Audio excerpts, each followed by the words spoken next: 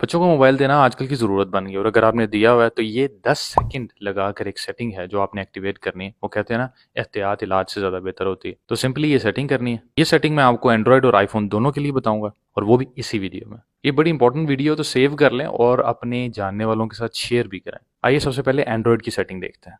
अपने Android phone पे आपने जाना है सेटिंग्स में और लिखना है प्राइवेट डीएनएस। ये ऑप्शन ओपन हो जाएगी। यहाँ पे ये एड्रेस ऐड कर देना। इससे आपके डीएनएस लेवल पे एक ब्लॉकेज लग जाएगी जिससे कोई भी एडल्ट वेबसाइट बच्चे के मोबाइल पर नहीं ओपन होगी। इसी तरह आपने आईफोन पे सेटिंग करनी है मगर वो थोड़ी सी मुख्तलिफ है, इसलिए मुझे आपको स्क्रीन पर लेकर जाना पड़ेगा। आपने जाना है स्क्रीन टाइम में, कंटेंट एंड प्राइवेसी रिस्ट्रिक्शंस में, यहाँ पे इस पे ऐड करना है। यहाँ पे आपने अपना पासवर्ड देना है।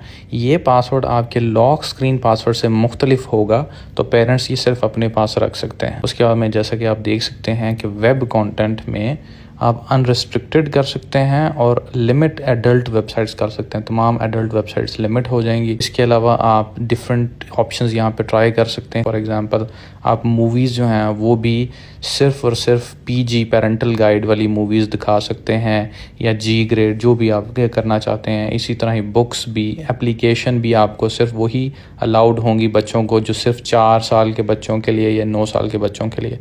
तो ये सेटिंग आपने कर लेनी है ताकि आप अपने बच्चे को एक सेफ़ एनवायरनमेंट प्रोवाइड कर सकें।